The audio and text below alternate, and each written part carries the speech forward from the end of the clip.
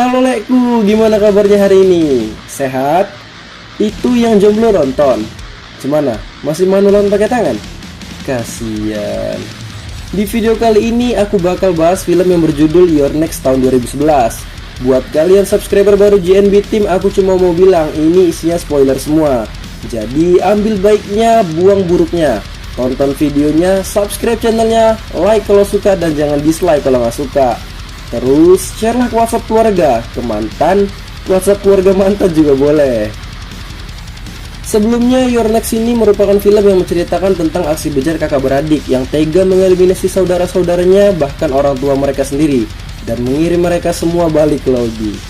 Mereka bermaksud untuk merebut harta Gonogini. Anjay, Gonogini nggak tuh? Warisan maksudnya. Penasaran sama filmnya?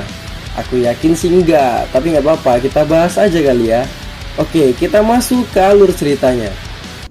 Bentar, intro dulu.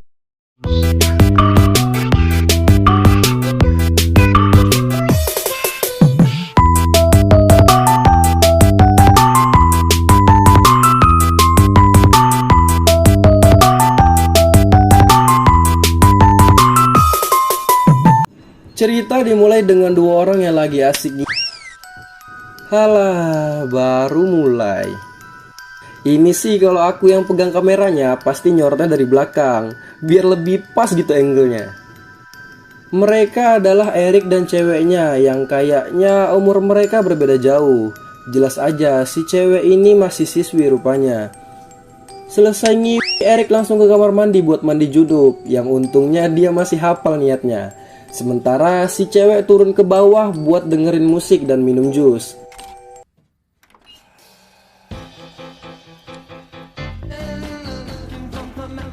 Di sini si cewek udah mulai ngerasa ada yang aneh. Saat Erik selesai mandi, dia ngelihat ada tulisan aneh di kaca, dan dia kaget ngelihat dari pantulan kaca si cewek udah mokat. Dan tiba-tiba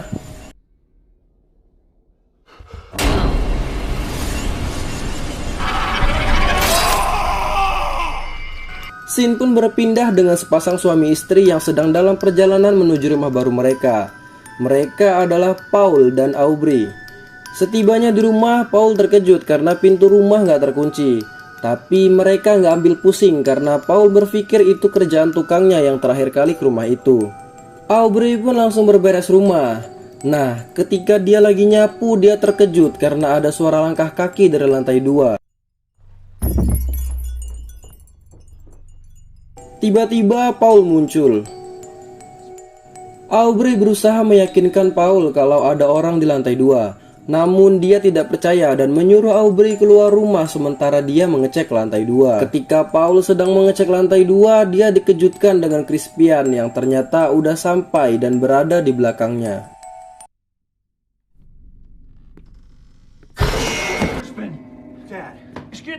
Keesokan harinya, Crispian bertemu dengan saudaranya yang bernama Drake dan pacarnya Kelly. Kemudian mereka asik bercanda. Erin berniat membantu Aubrey, namun ternyata Aubrey tidak membutuhkannya. Tapi malah Aubrey menyuruh Erin untuk minta susut tangga. Hah? Cemana? Lanjut. Saat akan keluar, Erin ketemu sama Paul, Drake, dan Crispian. Kemudian Drake berniat masuk ke kamarnya Kelly, dan ternyata Kelly habis mandi. Wow. Udah paham lah ini bakal terjadi apa. Tapi sayang sekali, ternyata Kelly menolaknya. Sungguh mengecewakan penonton. Lanjut ke Erin yang mendapat mandat dari camernya berjalan kaki menuju rumah tetangganya, yaitu Erik. Pas sampai di sana, dia berusaha memanggil Erik, tapi nggak ada jawaban. Erin nggak tahu ternyata Erik dan selirnya udah pindah ke alam barzah. Scene pun berpindah ke malam hari di mana Amy, Felix, Z, dan Torik baru tiba di rumah baru mereka. Singkat cerita, mereka semua sedang makan malam bersama. Di tengah makan malam itu, Drake, Torik, dan Crispian malah ngobrolin hal yang gak jelas. Ini kalau kalian nonton pasti gedek sendiri sih sama si Drake. Hobi bener bahas hal-hal gak penting.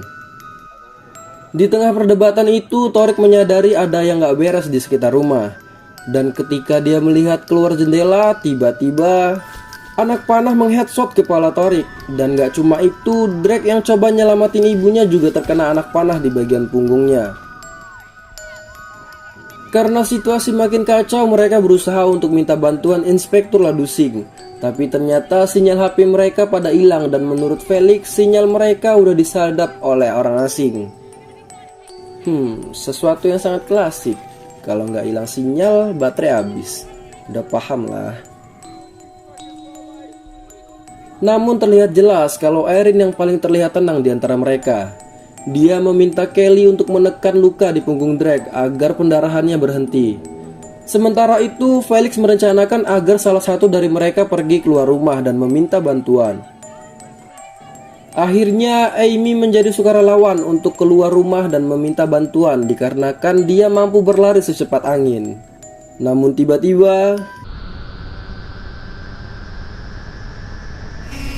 leher Amy tersayat oleh jebakan kawat yang udah dipersiapkan para psikopat dan akhirnya mokat juga. Ngilu euy. Setelah ngeliat kejadian itu, Erin langsung menyusun strategi, mulai dari nutup semua jendela, pintu, dan berencana untuk membuat tanda SOS, siapa tahu ada yang lewat dari rumah mereka. Kemudian Paul membawa Aubrey menuju lantai atas dan meninggalkannya sendiri di sana. Tapi tiba-tiba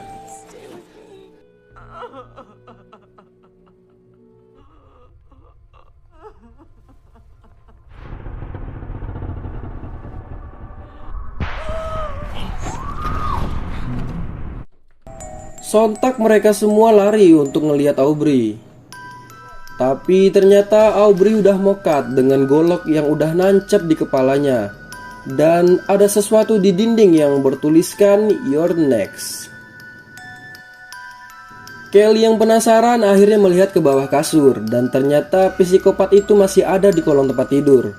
Karena kaget plus ketakutan, Kelly ngacir keluar rumah secepat angin. Secepat angin. Karena ngelihat pacarnya ngacir gembira gitu, Drake nyoba buat ngejar, tapi panah yang ada di pundaknya malah nyangkut ke kawat yang ada di depan pintu tadi. Dia nyabut panah itu, tapi malah pingsan. Crispian yang beranggapan mungkin Kelly berhasil selamat, dia juga nyoba lari keluar buat ngambil mobil. Scene berpindah di mana Kelly yang ngacir tadi sampai di rumah Eric. Dia berusaha memanggil Eric, namun gak ada jawaban. Sombong ya. Tapi tiba-tiba bayangan psikopat itu muncul dari belakang dan langsung ngejotos wajah Kelly. Tapi Kelly berusaha merangkak minta bantuan ke Eric. Nah, di situ Kelly baru tahu ternyata Eric sudah mati. Jadi bukan sombong ya. Akhirnya Kelly pun mati dengan ayunan manja dari kapak psikopat. Finish him. Crispian dan Erin berencana untuk keluar dan mengambil mobil. Sebelum keluar, nggak lupa Erin ngasih kecupan hangat ke Crispian. Dan di sini Erin berasumsi bahwa psikopat masih ada di dalam rumah. Akhirnya Erin, Felix, dan Z berusaha buat nyembunyiin Drake yang pingsan. Erin kemudian menuju dapur sambil memanaskan air dan menyiapkan alat perang mereka. Tiba-tiba psikopat melemparkan mayat Kelly tepat di samping Erin yang membuat Erin jatuh. Kemudian psikopat masuk dan mengayunkan kapak ke arah Erin. Erin yang dapat menghindar kemudian mengayunkan kakinya tepat ke arah masa depan pria. Sesuatu yang bisa aku rasakan, men. Erin berhasil memenangkan pertarungan itu dengan bermodalkan palu dan tanpa belas kasihan dia langsung menggejrotkan palu ke kepala psikopat hingga tewas. Scene berpindah di mana Paul menemukan kamar yang diduga persembunyian psikopat dan dia terkejut ternyata di sampingnya sudah ada Z dan Felix. Dan tiba-tiba psikopat muncul di belakang Paul dan menyayat leher Paul tepat di depan Z dan Felix. Kayak motong ayam anjing. Loh, kok mereka berdua gak ikut dibunuh? Ternyata semua ini adalah rencana dari Felix dan Z untuk menyingkirkan seluruh keluarga agar hanya mereka yang mendapatkan harta warisan. Di sisi lain, psikopat yang lainnya mulai mencari Erin yang ternyata Erin berada di basement. Secara nggak sengaja, Erin membuat suara yang akhirnya membuat psikopat menemukan dia di basement. Saat psikopat lagi ngancurin pintu basement, Drake tersadar dan membuat psikopat langsung berbalik ke arah Drake dan nyerang dia.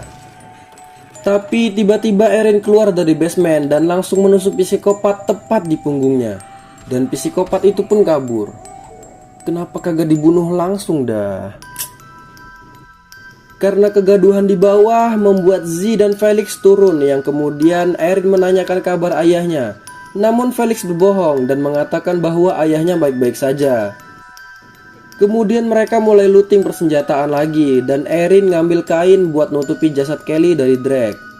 Erin juga membuat jebakan paku dan meletakkannya di bawah jendela. Di sisi lain, Felix yang masih looting bersama Drake memberitahu kepada Drake bahwa Kelly telah tewas. Akhirnya terjadilah pertengkaran yang kemudian Felix menusuk Drake menggunakan obeng hingga berkali-kali. Iya, mesti berkali-kali karena nggak berpengalaman. Tapi akhirnya Drake tewas juga.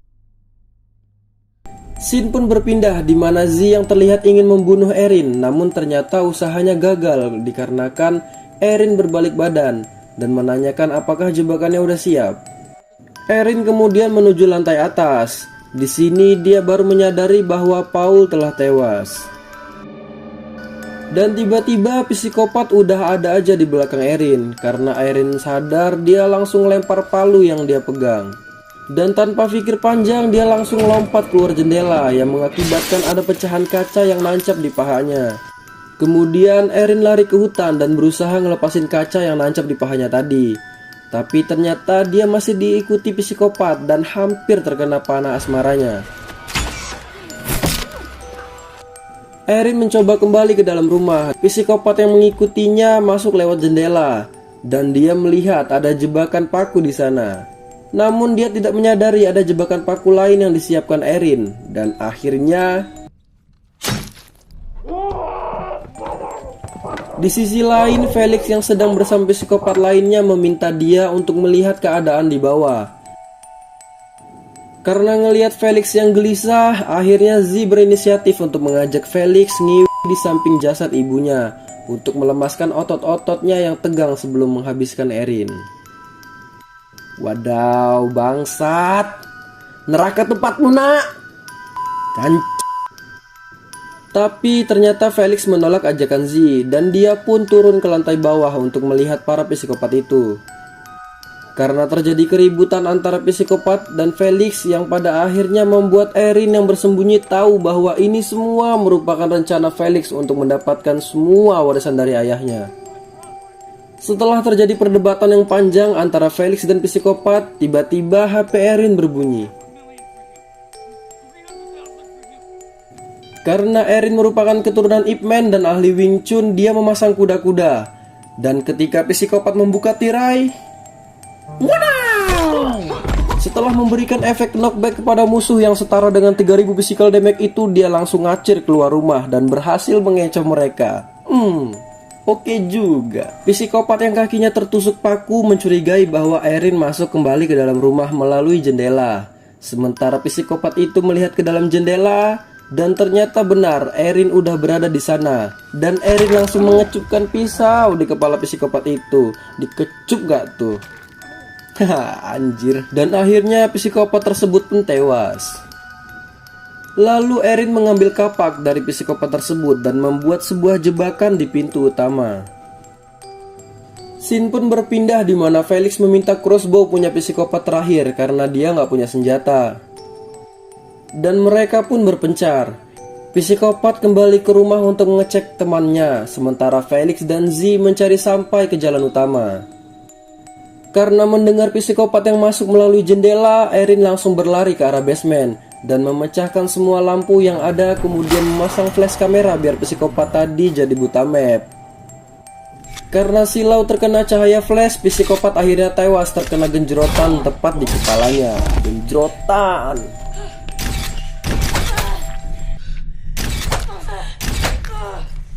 Felix yang melihat Erin dari luar jendela kemudian menembakkan crossbow namun tidak mengenai Erin. Felix pun memberikan crossbow kepada Z, sementara dia menuju mobil untuk mematikan alat penghalang sinyal miliknya dan mengambil pisau yang udah dipersiapkan. Di sisi lain, Erin berhasil memeeting Z dengan tangan kosong, lalu datanglah Felix. Kemudian dia menyiram Felix dengan air panas yang dimasaknya tadi, tapi dia lupa kalau air itu udah gak panas lagi. Erin berhasil menjatuhkan Felix, tapi tangannya digigit oleh Z. Dan tanpa ragu, Erin menempeleng kepala Z dengan panci. Sementara itu, Felix terjatuh kembali karena tendangan Erin. Lagi-lagi, wow! Ketika Erin dan Z berkelahi dan saling mencekik, Felix menusuk bahu Erin dengan pisaunya tadi. Dan ternyata Erin balik membalas dengan menampolkan blender sampai pecah dan menancapkannya ke kepala Felix. Dan kemudian Erin menyalakan blender tersebut. Dan oh nice. Setelah hal itu, Erin yang melihat Z masih hidup langsung mengambil pisau yang ditancapkan oleh Felix dan mengecupkannya ke kepala Z. Dan akhirnya Z pun tewas.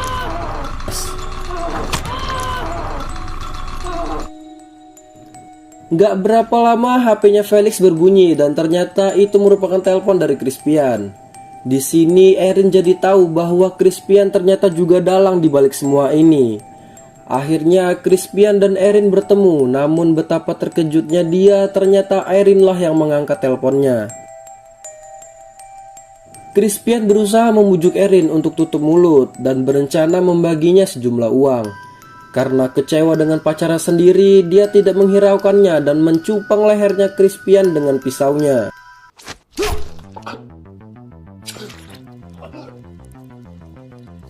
Saat Erin menusuk mata Crispian, ternyata sudah ada Pak Ladusing di depan jendela dan langsung menembak Erin. Pak Ladusing yang ngelihat banyak korban langsung VC doi-nya. Maksudnya nelpon ambulans untuk datang ke TKP. Erin yang melihat jebakan yang masih terpasang di depan pintu berusaha memperingatkan Pak Ladusing, tetapi terlambat. Jebret! Dan film pun tamat.